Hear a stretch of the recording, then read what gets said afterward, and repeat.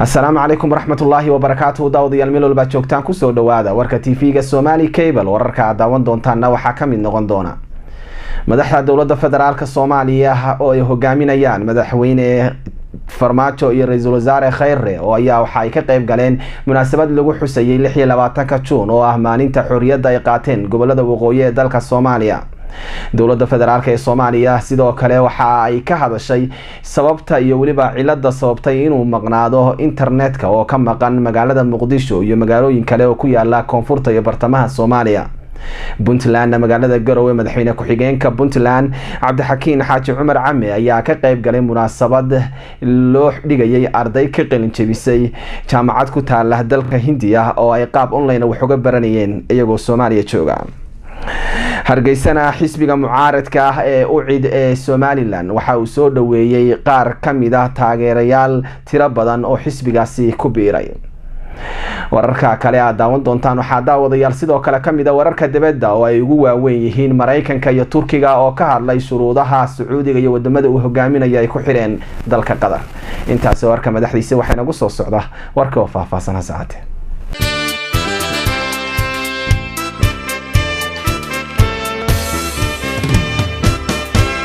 aan ku bilaabay daawadayaal madaxda dowladda Soomaaliya oo hogaaminayaan madaxweyne farmaajo iyo ra'iisul wasaare khayre waxay ka qayb galeen munaasabad lagu xusayay 26 Juun oo loogu dabaaldegay maalintii xorriyadda qaateen gobolada waqooyi ee dalka Soomaaliya. khudbad kala duwan ayaa halkaasi ka jeedisay madaxda oo la hadashay shacabka iyo dadweynaha waxaana aad looga daawaday warbaahinta bulshada. warbixintan waxaa nooga soo dirtay magaalada Muqdisho wariyahayaga Zainab Maxamed Aadan.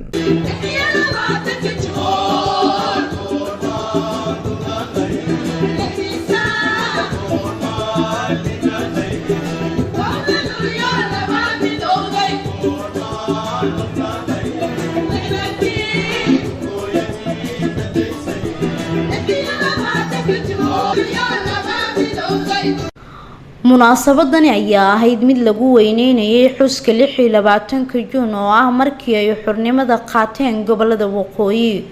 waxaana ay ka dhacday magaalada Muqdisho. waxaa munaasabada ka soo qayb galay madaxweynaha Soomaaliya, ra'iisul wasaaraha xukuumadda, gudoomiyaha aqalka sare, wasiiro, xildhibaano, gudoomiyaha gobolka iyo ku-xigeenadiisa, saraakiisha amniga, haween, dhalinyaro, kooxda Bambeyda iyo kooxda Waabari oo halkaasi ka qaadayay heeso lagu weyneynayay qiimaha ay shacabka u leedahay maalintani.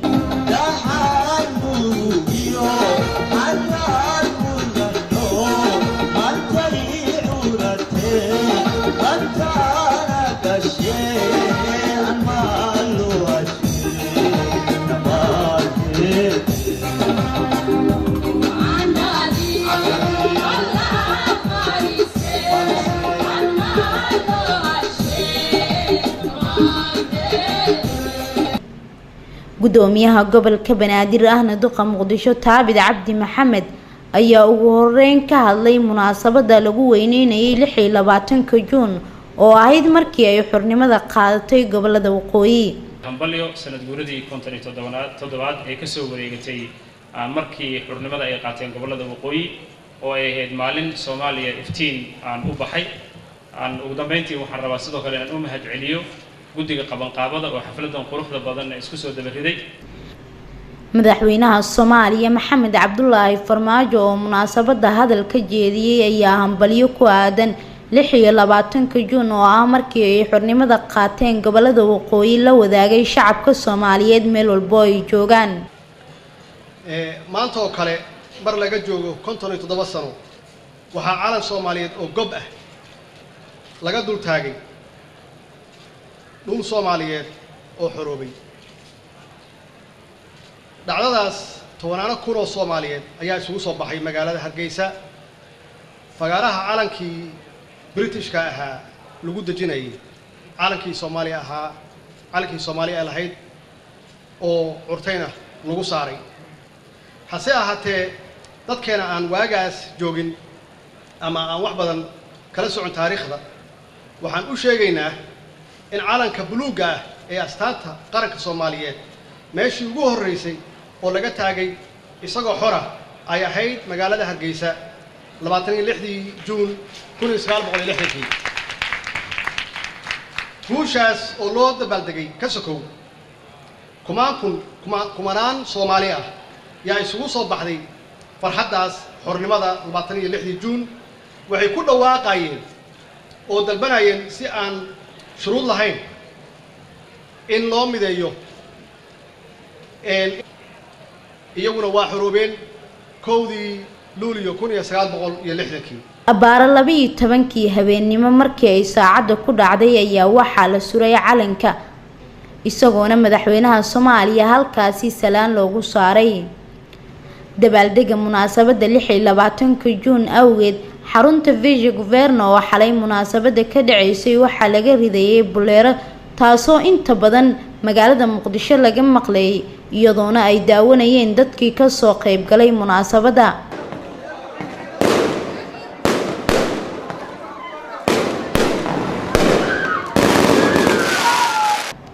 dhanka kale madaxweynaha Soomaaliya ayaa saakay u baxdhigay xarunta daljirka Daasoon oo ay ku sugnaayeen gudoomiyaha gobolka Banaadir kooxda Baambeyda ciidamada booliska haween dhalinyaro iyo gabdhaha agoonta ee ku jira xerada Boondheero kuwaasi oo halkaasi ku soo bandhigay ciyaaro xalay ilaa iyo maanta ayaa waxaa Muqdisho looga dabaaldegay xuska 26 juun oo ah markii ay xornimada qaadatay gobolada Waqooyi Zeena Maxamed Aadan Somali Cable xarunta daljirka Daasoon ee magaalada Muqdisho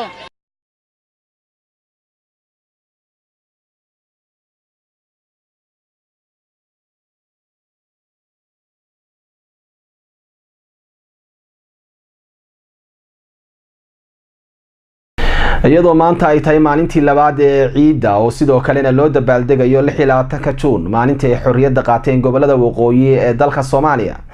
ayaa madaxweynaha Soomaaliya Maxamed Cabdullaahi Farmaajo waxa uu cafis u fidiyay maxaabiis ku xiran xabsiga dhexe ee magaalada Muqdisho warbixintan waxaa Muqdisho ka soo dirtay wariyahayaga Kiin Cumar Makaraan dikreetadan maanta ka soo baxday xafiiska madaxweynaha Jamhuuriyadda Federaalka Soomaaliya ayaa cafis loogu fidiyay 13 kamid ah maxaabiista ku jirta xabsiga dhexe afintan ayaa waxa ay ka dambeysay kadib markii madaxweynaha 27 May uu gudi u xil saaray baaritaano ku sameeya maxaabiista ku jirta xabsiga dhexe ee magaalada Muqdisho guddigii oo maanta shir jiraa'id ku qabtay xarunta madaxtooyada ayaa ugu horeyn waxa ay ka bixiyeen warbixin maxaabiista la fasaxayo iyo dambiyada ay ku eedeysan yihiin ayaga oo tilmaamay in dadka ku eedeysan oo xukunada loogu riday dacwadaha la xiriira argagixiso iyo dil in ay geysteen inaysan ka mid ahayn dadka la cafinayo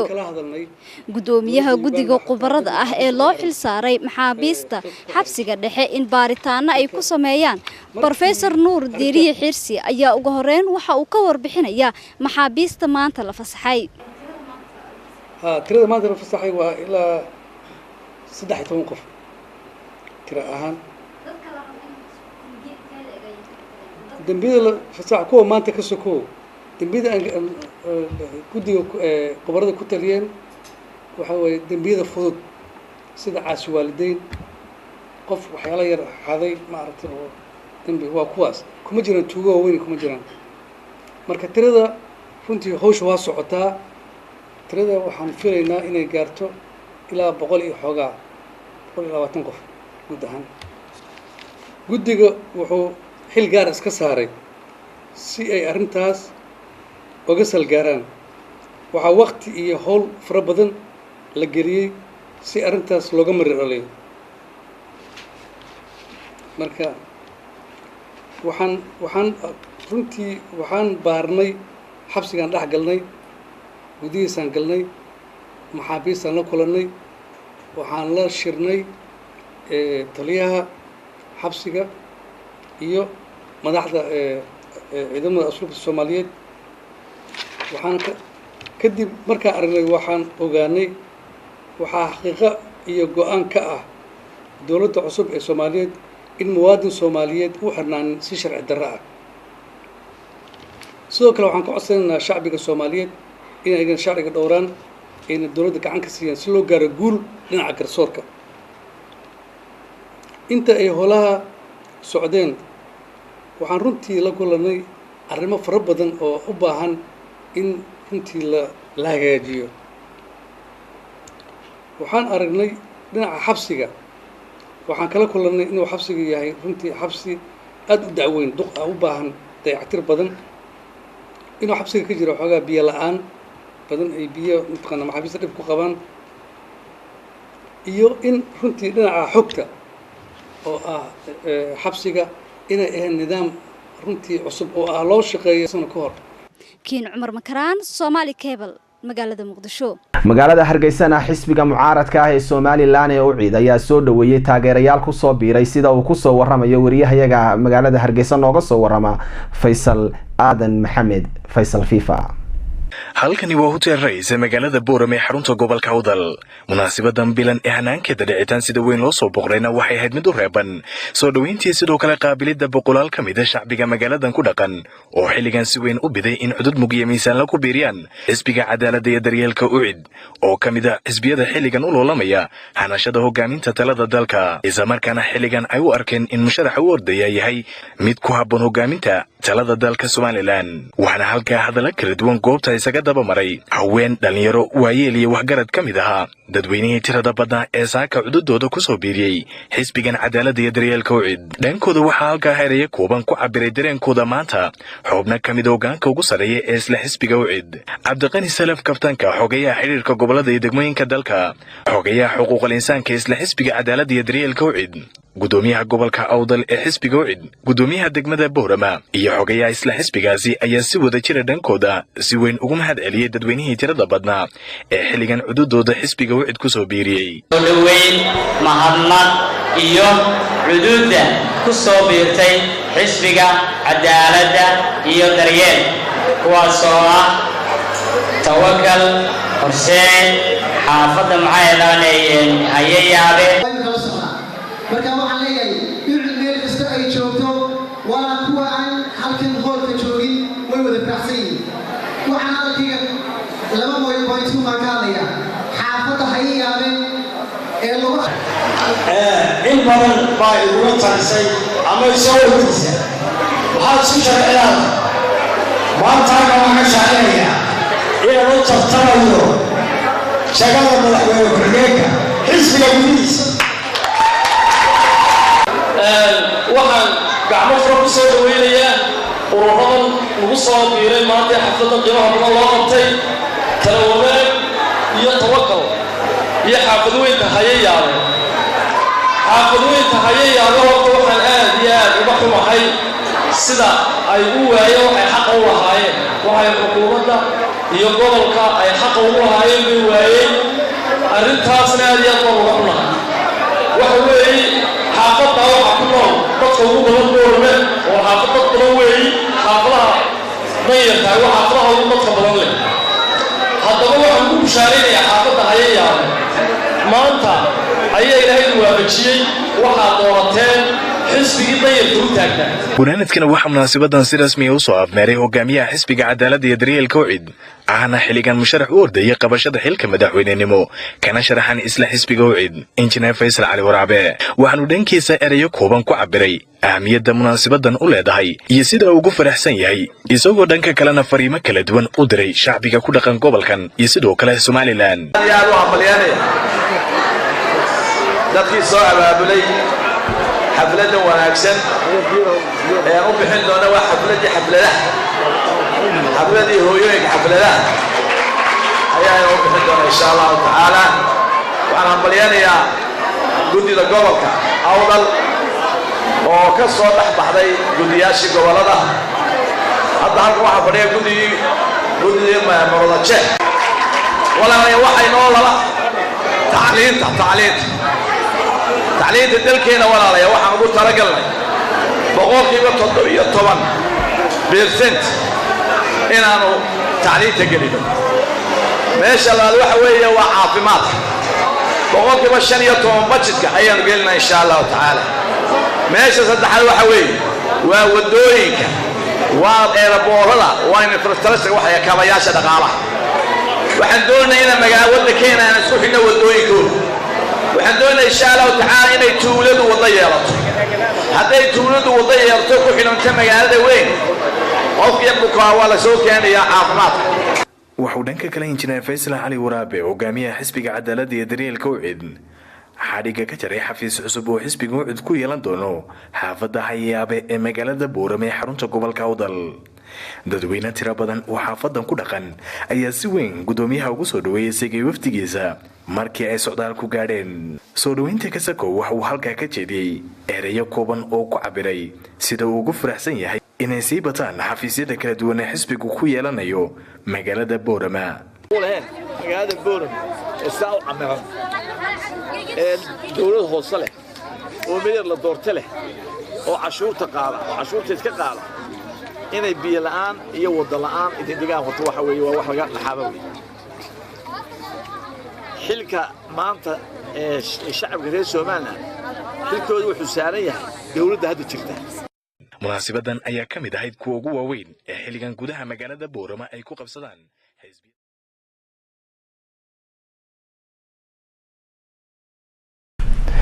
dowladda federaalka ee Soomaaliya waxa ay ka hadashay sababta uu maqan yahay oo aysan internetka u isticmaali karin dadka ku nool magaalada Muqdisho iyo waliba magaalooyin kale oo ku yaala koonfurta iyo bartamaha Soomaaliya. wasaaradda arrimaha isgaarsiinta iyo boostada ee Soomaaliya oo agaasinkeedu uu hadlay waxa uu sheegay inay jirto cilad farsamo oo ku dhacday internetka la soo mariyo badda hoosteeda.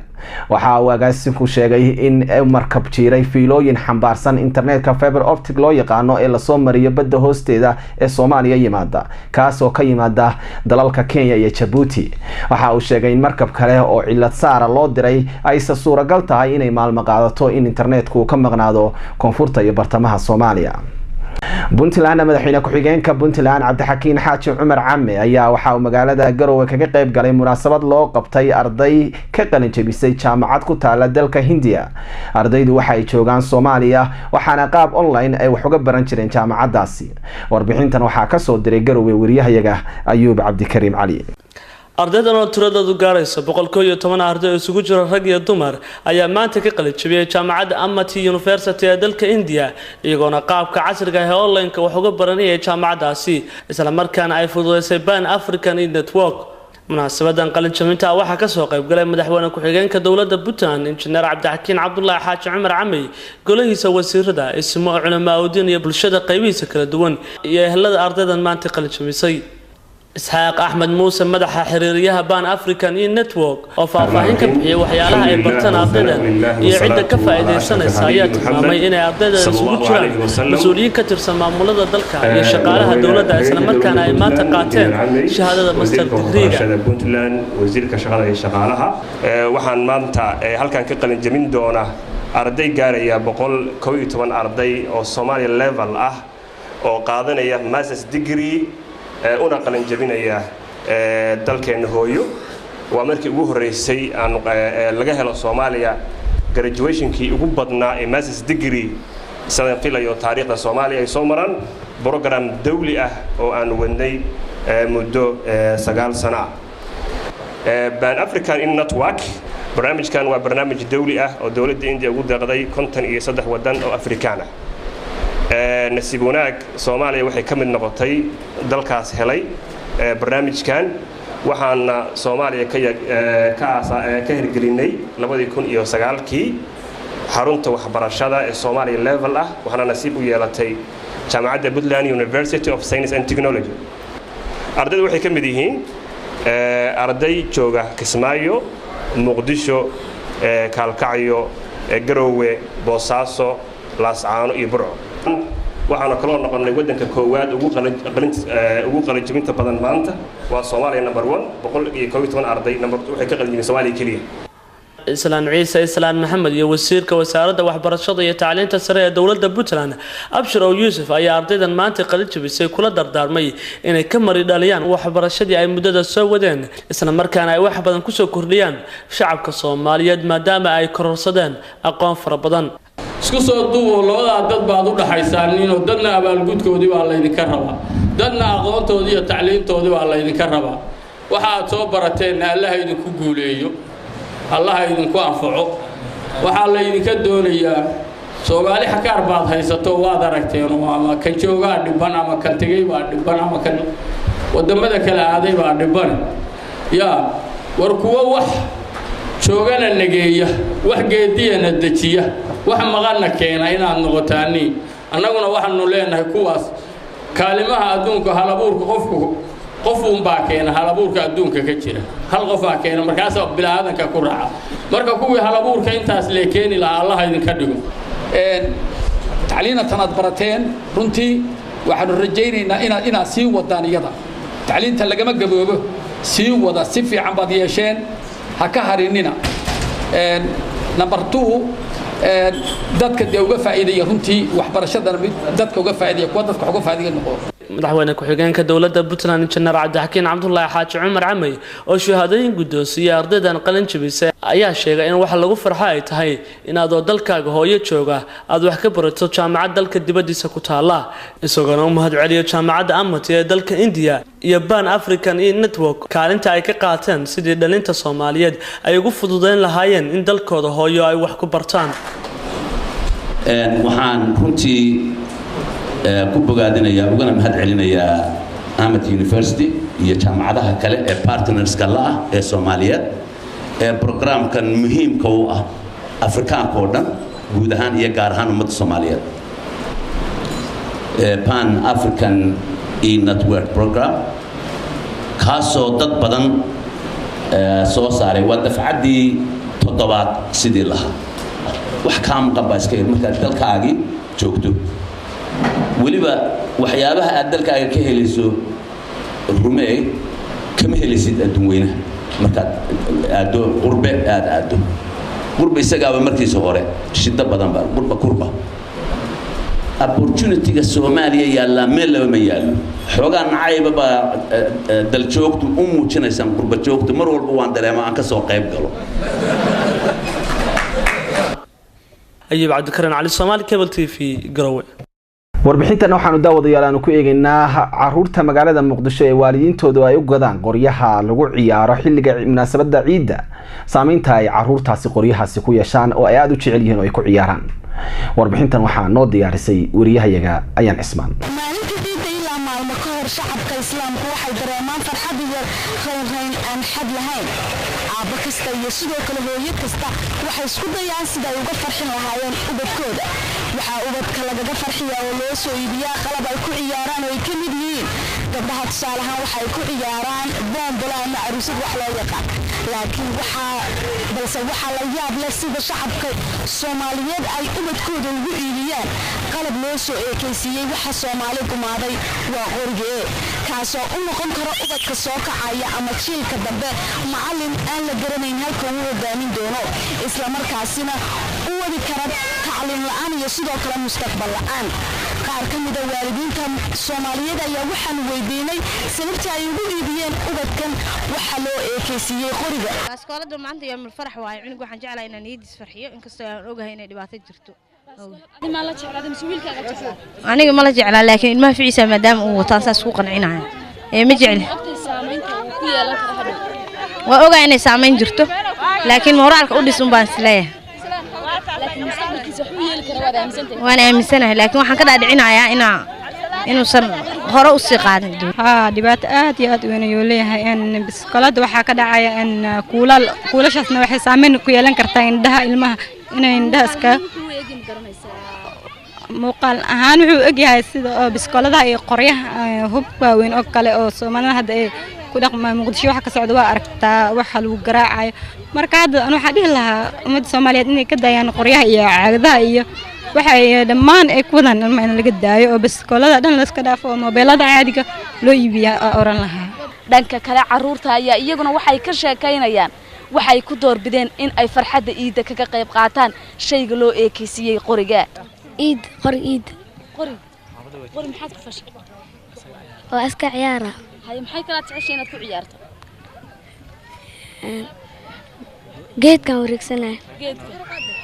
beerta ma jeclaan lahayd aad ku ciyaarto banooni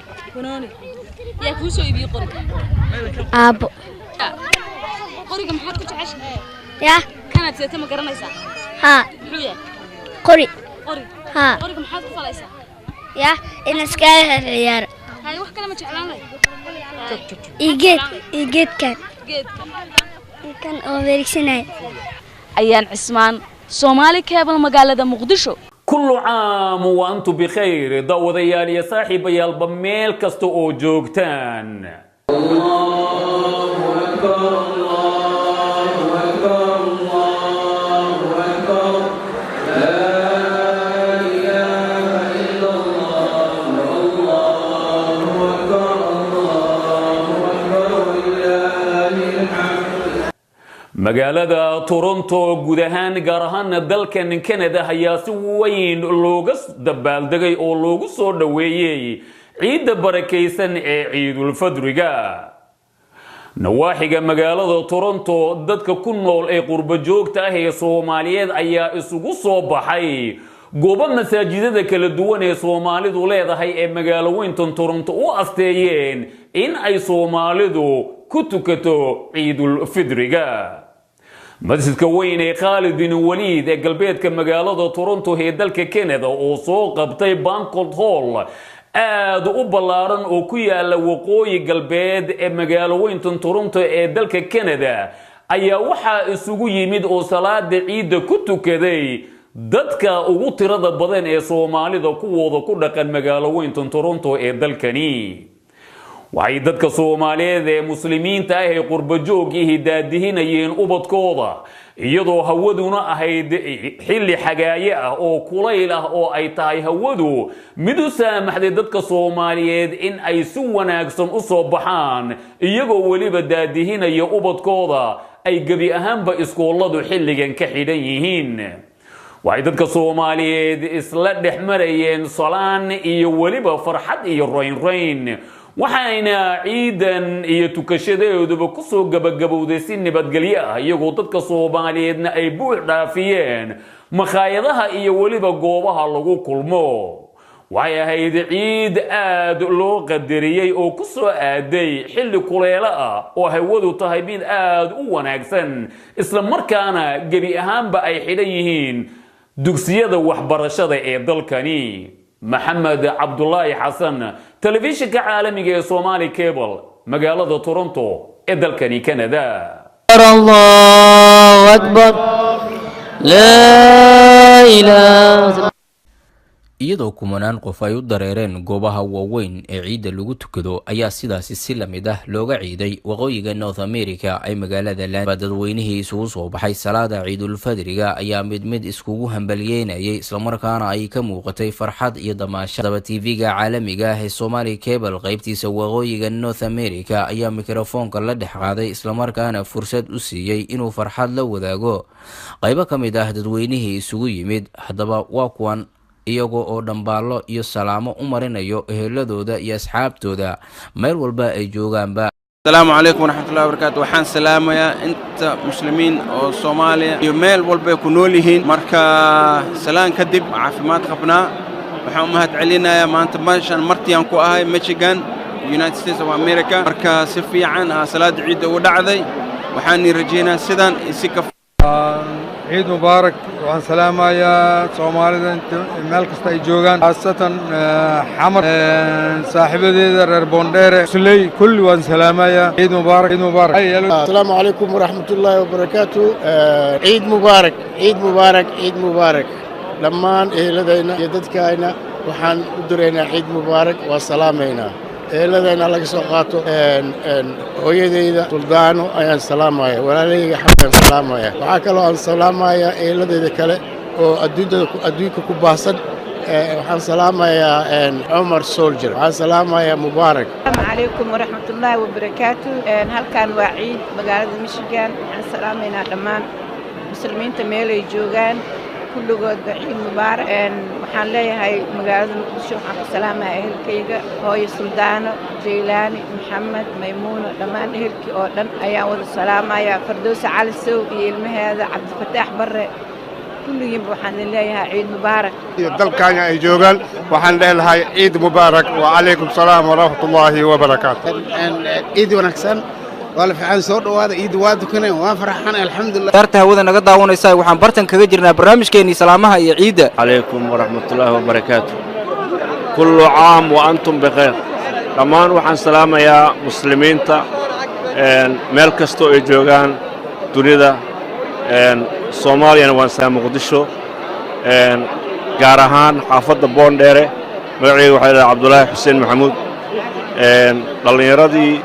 odayaashii dadkii oo dhan ayaan waxaan u dirayaa tahniyad iyo maaragtay salaan ciid kulla caam wa antum baqeer ayaan leh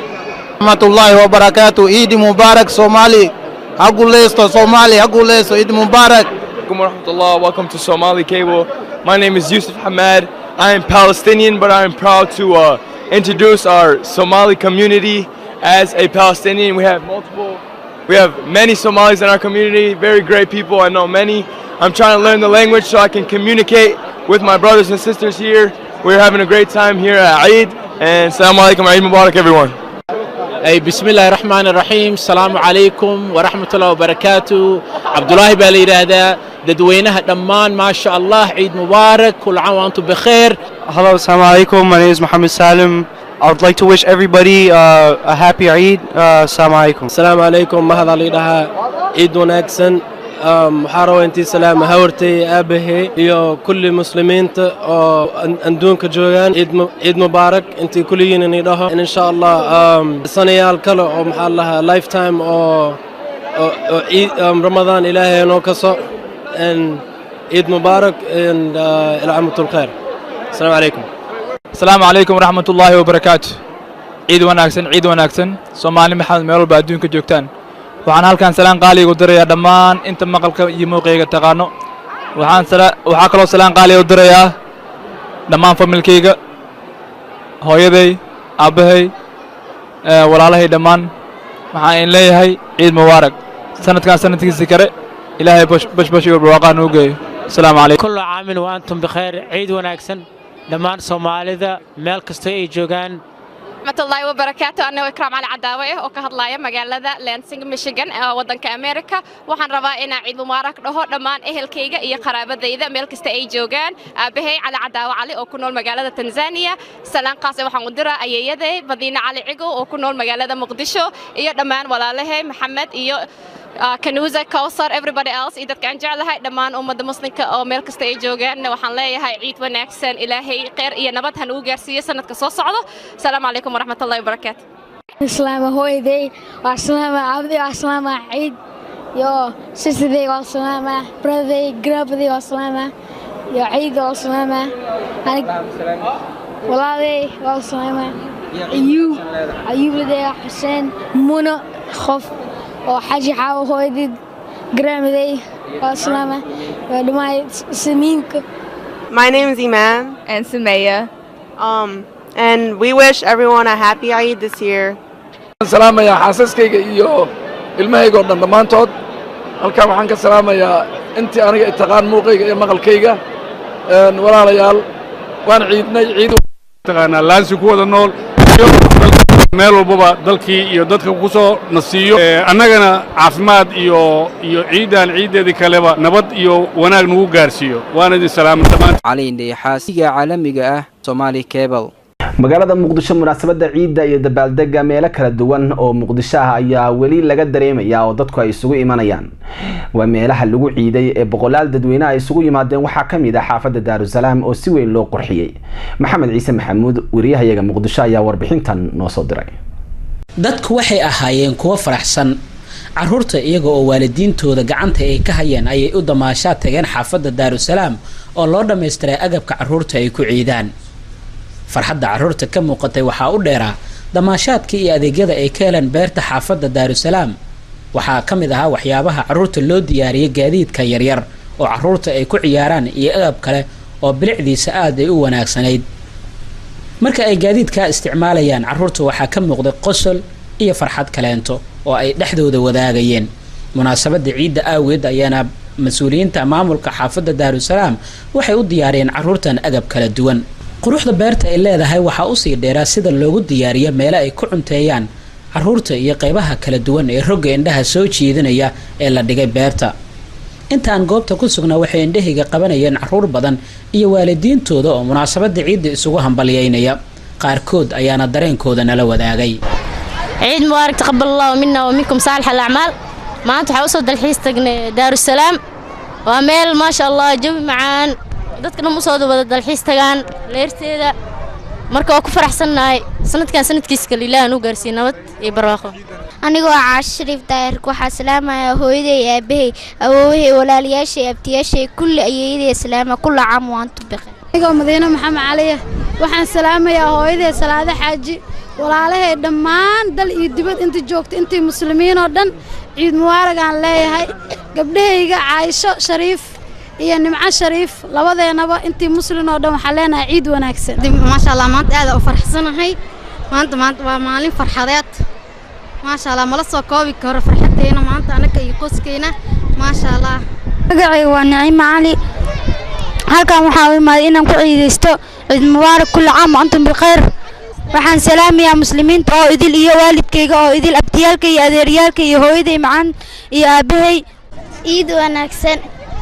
kullu caam wa antum bikhair يا سلام dhammaan dadweynaha muslimka hooyaday iyo aabahay oo salaama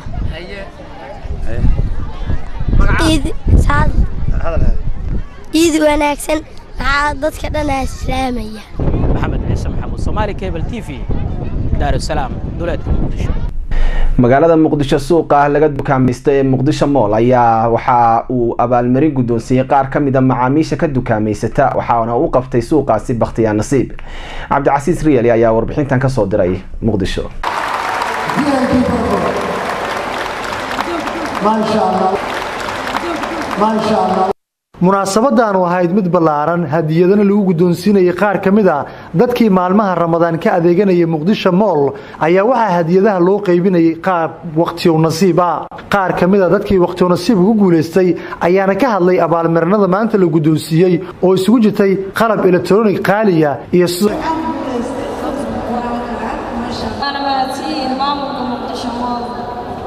abwaan Maka Xaaji Banaadir oo kamid ah abwaanadii meesha lagu casuumay ayaa taxyar meesha ka jeediyay isagoo amaanay Muqdisho Mall iyo qaabka caalamiga ee moolku uu howlgalo tadii gacanteena maanta ku soo celisay oo ku guuleysatay ciidan ciidul fitriga inaan gudihiisii innaga iyo caruurteena iyo ehelkeena iyo saaxiibadeena inaan ku wada ciidno suura galiyay waxaan leenahay waa guulaysateen waana guulaysateen ugu dambeyntii Professor Yunis oo ku hadlay magaca maamulka Muqdisho Mall ayaa sheegay qaabka ay ugu diyaar garoobeen iyo hadiyadaha maanta la bixiyay maadaama ay maalin ciid ay tahay in aan maaragtay si wanaagsan u wada ciidno inta guryaha lagu ciidi lahaa macaamiisha moolka in ay ku ciidaa moolkan ganacsatadii ka shaqeynaysa dukaamanka lahayd iyo maamulka moolkaba waxay isku raaceen in macaamiisha loo sameeyaa isku imaad wada ciid ah lagu wada ciido marka kulley barnaamijku waa dheer yahay waxaan rabaa inaan idinkaga mahadceliyo soo qaybgalkii aad ka soo qayb gasheen kulley sida aad ka warqabtiin waxaa moolkan noo suurtageliyey in uu sidaan u qurux badnaado ama aan dhisno ganacsato Soomaaliyeed waxaan rabaa ganacsatadaas inaan uga faa'iideysto inaan u mahadceliyo inay noo soo wargeliyeen mool maaragtay lamida moolalka caalamiga adduunka ka jiro oo qofka macaamiisha ah oo intuu yimaado uu ka helayo wax allaale wuxuu u baahan yahay adeegiisa hadday noqon lahayd dharka maaragtay alaabaha maaragtay kala duwan ee guryaha la dhigto waxyaabihii qurxinta wax allaale wixii macnaha bangiyadii marka waxaa sharaf noo ah in mool caalami ah oo moolalka adduunka la mid ah aan Soomaaliya ka furnay magaalada Muqdisho moolkan sida aad ka warqabtiin waa laba qayb waxa waaye qaybtan aan hadda ku jirno midna waa mid soo aad ayaan idinkugu mahadcelinaynaa inaad nagala soo qayb gashaan Muqdisho Mall ayaa suuq bilic wanaagsan oo kamid ah suuqyada ugu caalamisan ee ku yaala dalka Soomaaliya Cabdicasiis Cabdullaahi Maxamed Cabdicasiis Riyali Somali Cable Muqdisho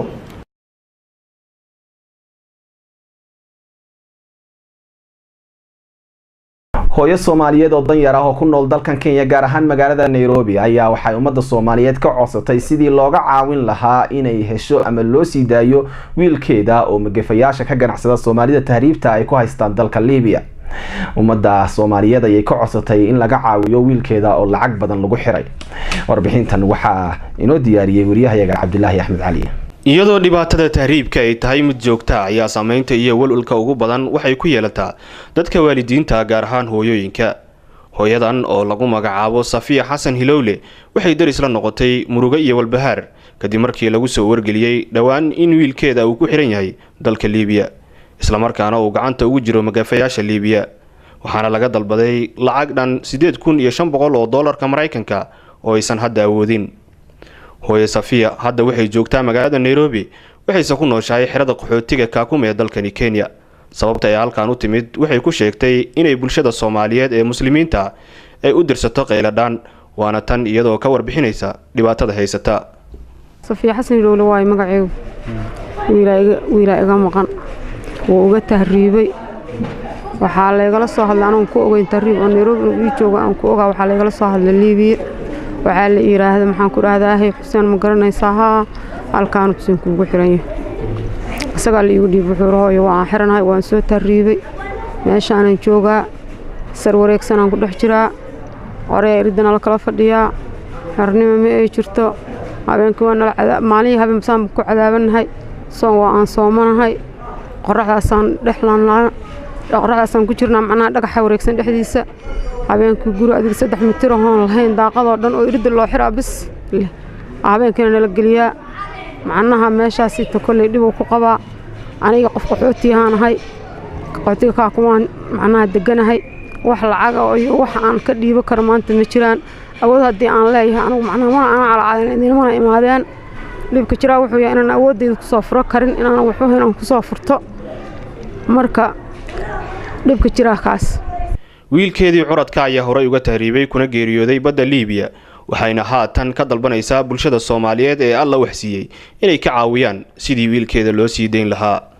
aniga Liibiya badeeda wiil iga dhinta weyn wiilkoona hadii uu ku dhintana walaalkiis inuu macnaha ku fikraa inuu tahriiba ma maleynayba waayo hadda ninkii dhintay oo badda ku shahiiday adiga xanuunkiisa aad wali ahaay Soomaan beerkayga dhinac ka go'an yahay kii macnaha dhintay oo inaan away maalba waxaan inaan furo karin oo macnaha dhibkaas oo jiro oo qof qaxootiga maanta waa garan kartaa waxay haysan ma lahan wiil kale meel igu maqno ma iga shaqeynayo adigu dhig karo qaba marka warkii maqaldii asaga dhigi ku kacay waa asaga tabcaan aniga qaxootiga waa iska soo tago maanta waxaan joogaa waa aragtaa Nairobi muslimka Ilaahay iyo ashhaata aan dhexdiisa iska soo galay oo dal jiro dibad joog oo ilmo dhalay oo xanuun qabanayo oo macnaha hilib muslim oo macnaha uu ku jiro oo macnaha u danqanayo qofkii islaam oo maanta aniga i dhaamo dadkaas aan iska soo dhaxgalay inay caawiyaan walaalahay wixii iga waxroon maanta oo hadalkaygu gaaro inay caawiyaan naxariis macnaha bini'aadanimo walaaltinimo ay fiiriyaan sidaas aan meesha ku imid ma jira marka ilaa ay hadda wax gargaar ku soo gaaray wax gargaar oo soo gaaray ma jiraan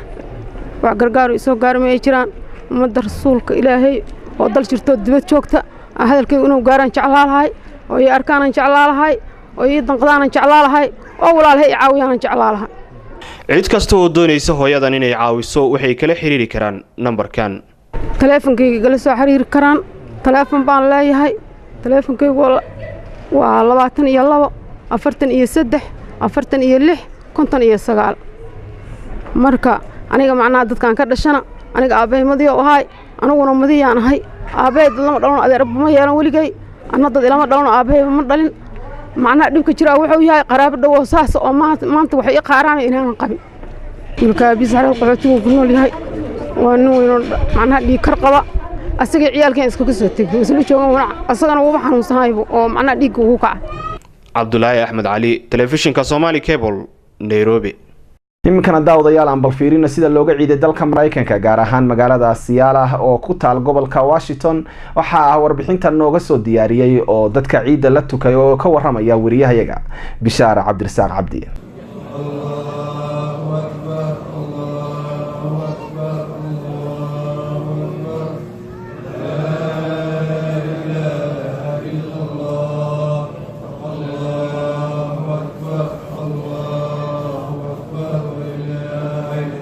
waxaa waxaa maanta oo axad ahayd si weyn looga ciiday magaalada Seattle ee gobolka Washington ee wadanka Mareykanka iyadoo dadka muslimiinta ah ee deegaanka ku nool buux dhaafiyeen masaajidadii iyo meelihii kale ee lagu tukanayay ugu yaraan 4 jeer ayaa saaka lagu tukaday masaajidka weyn ee Abu Bakar oo kamid ah masaajidada ugu waaweyn ee qaaradda waqooyiga Amerika farxadda iyo ishambalyeynta iyo waji furnaanta ka muuqatay bulshada muslimiinta ee maanta ayaa ahayd mid gooniya iyadoo dhammaan aan loo kala harinin ka qaybgalka salaada ciida oo ku soo beegantay maalin axad ah oo ay dadku fasax ka yihiin shaqooyinka inta badan ciidanka booliiska iyo maamulka gobolka Washington ayaa iyaguna dhinacooda ka qayb qaatay habsami u socodka salaada ciida iyo kala hagida gaadiidka faraha badan ee maanta xiray wadooyinkii magaalada iyadoo sidoo kalena la arkayay dadweyne aad u fara badan oo gacan siinayay ciidanka booliiska si loo yareeyo isku dhaca iyo khaladaadka gaadiidka ee maanta culimada iyo waxgaradka Soomaaliyeed ee gobolka ayaa ka hadlay isu imaatinka lagu tukanayay salaada ciida iyagoo ummadda Soomaaliyeed iyo muslimiintaba ugu hambalyeeyay lana qaybsaday farxadda ciida iyagoo u rajeeyay ummadda Soomaaliyeed inay hesho midnimo iyo jacayl iyo sidoo kale dawlad wadanka oo dhan wada gaarta oo soo celisa qarannimadii iyo magacii haybadda lahaa ee lagu yaqaanay ummadda Soomaaliyeed imaamka masaajidka weyn ee Abu Bakar Sheekh Ahmed Nuur oo la hadlay Somali Cable salaada kadib ayaa u hambalyeeyay ummadda Soomaaliyeed isagoo bulshada ku booriyay kuna bogaadiyay inaan khayrka iyo camalka fiican la sameeynin ramadaanka kaliya ee uu wanaagu halkaas ka sii socdo السلام عليكم ورحمة الله وبركاته وولالكين شيخ أحمد نور إمامك مساجد أبو بكر إسلامي سنتر أوف واشنطن waxaan rabaa inaan ciid wanaagsan iraado bulshada Soomaaliyeed meel kasta adduunka dunida aad ka joogtaan waxaan leeyahay maal ciidin ku ciida farxad iyo bashbash iyo barwaaqo waxaan ilaahay uga rajaynayaa insha Allah ta'ala wadankeennii hooyo ee Soomaaliya inuu ilaahay nabad inooga dhigo dawladda ka jirta iyo dadka walaalaha ee hawsha fiican wada ilaahay subhanahu wa ta'ala hala garab galo oo u duceynaa mar walba masaajidkan wax badan baa uga soo duceynay waxaan leeyahay culimada Soomaaliyeed meel walba adduunka la joogo dadka marka talada gacanta ku haya ilaahay inuu saalixiin inooga dhigo muslixiin inooga dhigo ummadda ku hagaajin lahay inooga dhigo ayaan ilaahay subhanahu wa ta'ala u baryaynaa gacantooda wax badan alla uu ku hagaajiyo wadankeena nabad Allah inooga dhigo abaarta Allah ka baabi'iyo ilaahay subhanahu wa ta'ala wax walba wanaag hayna siiyo dhalinyarteena daafaha adduunka shataadka kuwa ku kala daadsan ilaahay subhanahu wa ta'ala inoo safgareeyo inoo wada ilaaliyo waa mahadsantiin meel kasta adduunka ka joogtaan culimo iyo waxgarad kale iyo sidoo kale bulsho weynta reer Seattle ayaa sidoo kale ka qayb qaatay hambalyeynta salaada ciida iyagoo sheegay inay fursadan uga faa'iideysanayaan salaanta iyo hambalyeynta ehelkooda iyo sidoo kale guud ahaan ummadda Soomaaliyeed oo dhan waxaan leenahay ciidan ciidada ilaahay nimco iyo khayr iyo maartay Allah idinku gaarsiiyo iyo caafimaad بسم الله الرحمن الرحيم نمان ولا مسلمين تميل وبيتوها خلي عيد مبارك كل عام وانتم بخير قبل الله منا ومنكم صالح الاعمال الله سبحانه وتعالى حاضر يا سنه كان سنه في سيد جارسيو واقي بشبش انت دمتي انت قرحيدي ايامها دعينا الله سبحانه وتعالى وسمري ايمان كسي ددكودي الله سبحانه وتعالى جنديسا ugu bedelo inta walaalaha muslimiinta ah dhibanaan ciidina karaynin الله سبحانه وتعالى حاضر يا إنه الله سبحانه وتعالى وبدل مناجي الخير والله ليال نساء وركسين معاد مساجد كنا نسيات مساجد أبو بكر إسلامي سنتر واشنطن سألوه محو أفر جرمان تكني مش مدة ودن معلم كنا والبا سكوت بعدين ما شاء الله ما تنوحنا من المديرة كارهان ومدة الصومالية المركزي جوان تهنئة خاصة عيد مبارك إلهي أنا أقول عامل كينا بشهر رمضان ذكر دباتي سنة إن شاء الله تعالى إن الله حسوسته ولو دعيه ومدنا نسكو إماته ولا تمدى الهلالية ولا ريال بشار عبدي Somali Cable Seattle Washington jamciyadda salaam ee ka howlgashay gobolka Sanaag ayaa waxa ay deeq lacageed gaarsiisay dad danyar ah oo ku nool magaalada Hadaftimo waxa deeqdaasi soo diray ururka Al Nasr Relief Agency oo fadhigiisu yahay dalka Britain warbixintan waxa noo soo diray wariyahayaga Siciid Isxal jamciyadda salaam ayaa gaarsiisay deeq ay soo direen ururka Al Nasr Relief Agency xarika UK deeqdan ayaa waxaa loo qaybiyay dadka danyarta ah ku nool magaalada Hadaftimo deeqdan ayaa qoys ahaan waxay u gaaraysay 800 shilinka Soomaaliga ah waxaana loo qaybiyay qoysas gaaraya 80 qoys sidoo kale jamciyadda ayaa gaarsiisay 8 neef dadka ay saameysay abaartu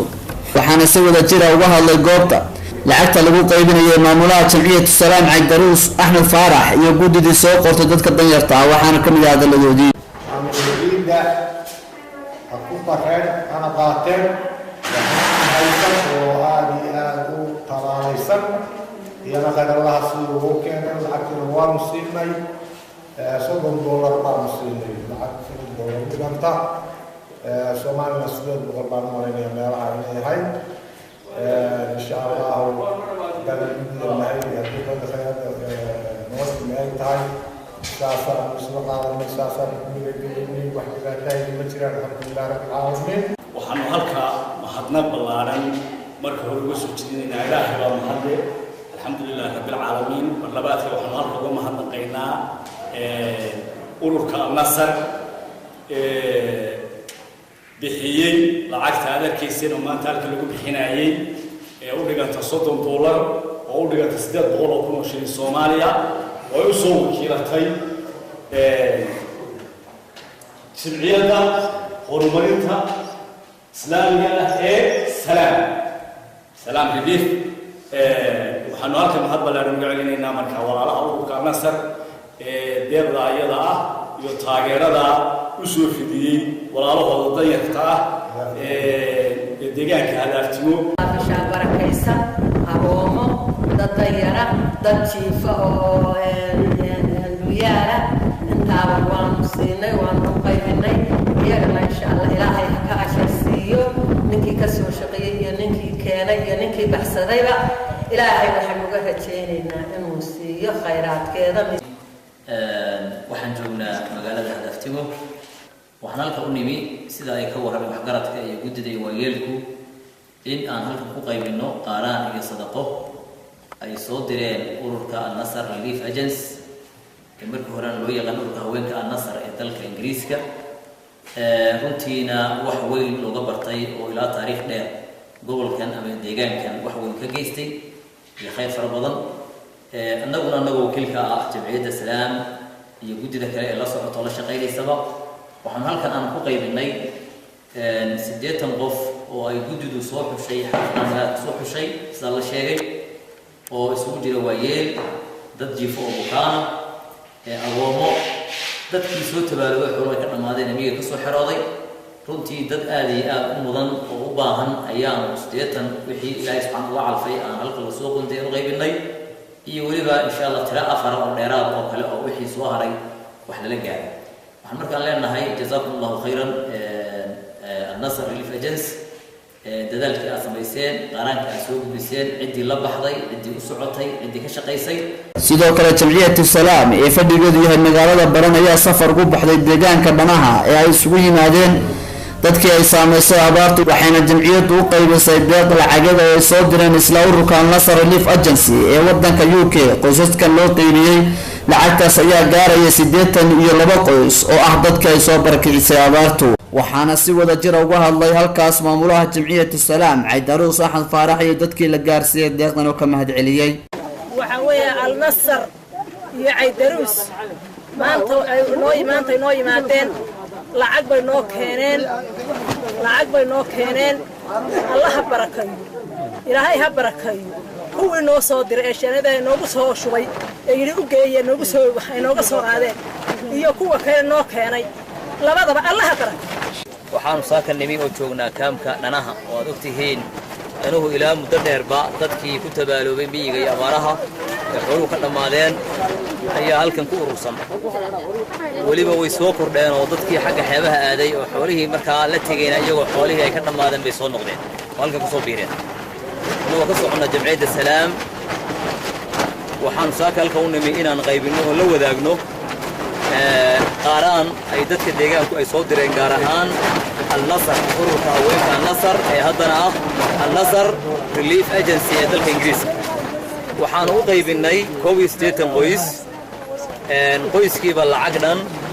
800 oo kun oo shilin Soomaali ah ayaan soo gaarsiinay insha Allah waan u qaybinay ciidka iyo xaaladda farxadda ciidka loola qaybsado waxaan leenahay Al-Nasr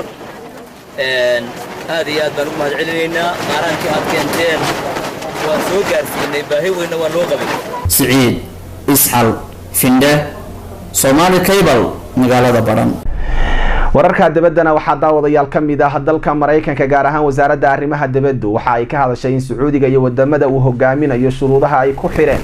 dalka Qatar in wada hadal lagu la geli karo ay tahay kuwa aad u adag laakiin waxay wasaaraddu sheegtay inay shuruudahaasi qayb ka yihiin kuwo ama qodobo saldhig u noqon kara wadahadal inuu furmo. wasaaradda arrimaha dibadda ee Mareykanka qoraalka ka soo baxay waxaa lagu sheegay in Mareykanku uu sii wadayo saaxiibtinimada dhow ee uu la leeyahay dhinacyada kala duwan ee siyaasadda isku haya, sidoo kalena waxa uu sheegay inuu taageerayo dadaalka dhexdhexaadin ee wado amiirka dalka Kuwait. madaxweynaha dalka Turkigana Recep Tayyip Erdogan waxa uu wakaalada wararka ee dalkaasi Anadolu u siiyay hadal uu ku sheegay inuu aad u taageerayo go'aankii iyo jawaabtii Qatar ka bixisay shuruudaha 13 ah ay ku xireen Sacuudiga iyo xulafadiisu. Erdogan hadalkiisa waxa uu ku sheegay inuu ku faraxsan yahay oo waliba uu soo dhaweynayo go'aanka ay Qatar qaadatay. waxa uu sheegay 13 shuruudood ee Qatar ay u soo bandhigeen Sacuudiga iyo xulafadiisu ay yihiin kuwa buu yiri lid ku ah xeerarka caalamiga ee adduunka. intaasina daawadayaal waa war wixii dal iyo dibad naga soo gaaray oo aad ka daawanayseen Somali Cable TV. waxaan idin la socodsiinayaa anigoo Jaamac Dibaraani inta warka ku kulmi doono waa bahweynta Somali Cable ee Nairobi idin leh nabadgelyo.